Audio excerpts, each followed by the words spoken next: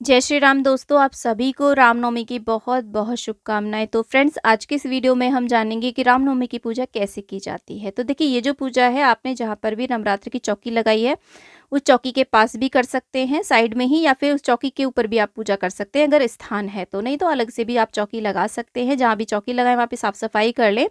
पीले रंग का वस्त्र बिछा करके फूलों का आसन देते हुए, अगर आपके पास राम दरबार की फोटो है तो गंगाजल से साफ करके विराजमान करें। राम दरबार है, इस प्रकार से मूर्तियां हैं, धातु की मूर्ति है तो उन्हें आप पंचामृत गंगाजल से स्नान करा के उन्हें पूजा में विराजमान कर ले।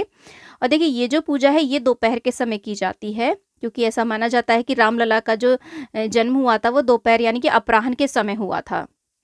तो अभिजीत मुहूर्त में ये पूजा की जाती है। अगर आपके पास रामलला का कोई भी बाल स्वरूप है तो उन्हें भी आप विराजमान कर सकते हैं। यहाँ पर दीपक जला लिया है, उसके बाद में हाथ में अक्षत पुष्प लेकर के अपने पूजन का संकल्प हमने ले लिया है। इसके बाद में जल के छींटे दे करके सभी को हम स्नान करा देंगे। देखिए, आप चाहे तो यहाँ पे कलश की भी स्थापना कर सकते हैं, लेकिन क्योंकि हम नवरात्र का पूजन करते हैं, कलश की स्थापना हमने वहाँ पर कर रखी है तो कोई कंपलसरी नहीं है कलश की स्थापना करना। और इसी के साथ में देखिए, सभी को हम यहाँ पर तिलक कर देंगे। भगवान श्री रामचंद्र जी को विष्णु भगवान की तरफ पीला रंग बहुत ज़्यादा प्रिय है, तो पीले चंदन से आप तिलक करें। यहाँ पर माता सीता को हम रोली सिंदूर भी समर्पित कर देंगे। आप चाहें तो सीता मैया को श्रृंगार की सामग्री भी भेंट कर सकते हैं। हनुमान जी का पूजन भी हमें साथ ही करना है। राम दरबार में जितने भी जने दिए गए हैं सभी का हम ऐसे पूजन कर देंगे। आज के दिन हमें श्री रामचरितमानस का पूजन भी अवश्य करना चाहिए, पाठ करना चाहिए। तो अगर आपके घर में श्री रामचरितमानस जी हैं तो आप उनका साइड में ही रख करके पूजन करें, पाठ अवश्य करें। जितना भी कर पाए उतना पाठ आप जरूर करें। तो सभी को हमने वस्त्र रूपी कलावा समर्पित कर दिया है, अक्षत समर्पित कर दिए हैं और फूल भी हमने यहाँ पे चढ़ा दिए हैं। अब भोग हमें देखिए क्या लगाना है। देखिए, किसी के यहाँ पर तो अष्टमी के दिन कढ़ाई होती है, किसी के यहाँ पर नौमी के दिन होती है। तो अगर नौमी के दिन कढ़ाई होती है तो जो भी भोग हम बनाते हैं ना, हलवा पूड़ी का भोग बनाते हैं, उसका भोग लगाया जाता है। साथ में आप तरह तरह की मिठाइयों का भोग लगा सकते हैं, लावा लाई का भोग लगा सकते हैं, खीर का भोग लगा सकते हैं, लड्डुओं का भोग लगा सकते हैं। तो फलों का भी आप यहाँ पर भोग समर्पित कर सकते हैं। रामनवमी का दिन बहुत बड़ा दिन होता है। इस दिन रामलला का जन्मोत्सव मनाया जाता है, तो बड़ी धूमधाम से आप इस दिन को मना सकते हैं। आप चाहें तो यहाँ पे बधाइयाँ गा सकते हैं, घर में कीर्तन संकीर्तन भी करा सकते हैं, श्री रामचरितमानस का पाठ भी आज के दिन आप करा सकते हैं।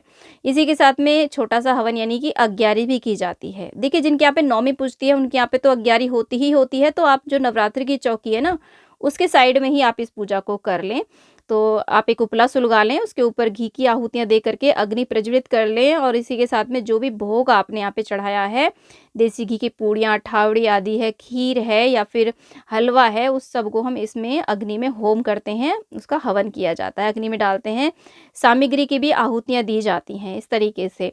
तो दोनों पूजा एक साथ ही हो जाती हैं, नवरात्र की जो नौमी की पूजा और माता रानी की और भगवान श्री रामचंद्र जी की साथ साथ भी आप पूजा कर सकते हैं। देखिए, इसी के साथ में हम सामग्री की आहुतियां देंगे। जो हवन सामग्री होती है उसकी 5, 7, 11 आहुतियां देंगे प्रभु श्री रामचंद्र जी का नाम बोलते हुए। अगर आपको कोई मंत्र आता है तो मंत्र भी आप बोल सकते हैं।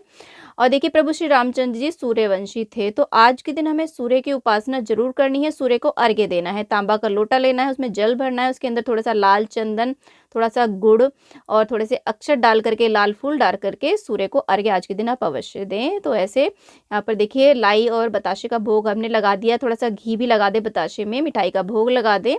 आप चाहें तो लौंग के जोड़े भी यहाँ चढ़ा सकते हैं। बीच बीच में कपूर और घी की आहुतियाँ देते रहें। उसके बाद में ऐसे जल लेकर के हाथ में पूजा को हम मिनस देंगे। तो ऐसे हमें पूजन करना है। बहुत ही सरल विधि है। दोपहर के समय रामनवमी की पूजा की जाती है। तो भोग हम इस प्रकार से समर्पित कर देंगे। इसी के साथ में देखिए, आरती करेंगे। आरती आप यहाँ पर रामायण जी की आरती होती है वो भी आप गा सकते हैं। प्रभु श्री रामचंद्र जी की कोई आरती अगर आपको आती है वो भी गा सकते हैं। श्री राम सूक्त का पाठ कर सकते हैं। इस तरीके से हम आरती उतार देंगे और उसके बाद में हम प्रार्थना करेंगे। पूजा में रही कमियों के लिए क्षमा याचना कर लेंगे और यहाँ पर कुछ ना कुछ दक्षिणा आप जरूर समर्पित करें। सभी का हम इस प्रकार से आशीर्वाद ले लेंगे। तो ऐसे हम पूजा करेंगे और पूजा में हमने जो भोग भगवान को चढ़ाया है इसको सभी को हम प्रसाद के रूप में बाद में बांट देंगे और जल के लोटे को हम सूर्य को अर्घ्य दे देंगे। इस तरीके से आप रामनवमी का बहुत ही सरल विधि से पूजन कर सकते हैं फ्रेंड्स। तो फ्रेंड्स, आज का ये वीडियो आपको कैसा लगा मुझे कमेंट बॉक्स में ज़रूर बताइएगा। वीडियो थोड़ा सा भी पसंद आया हो, यूज़फुल लगा हो तो प्लीज़ वीडियो को लाइक शेयर, चैनल को जरूर सब्सक्राइब करिएगा और कमेंट बॉक्स में जय श्री राम अवश्य लिखिएगा। फ्रेंड्स, आप सभी को रामनवमी की बहुत बहुत शुभकामनाएं।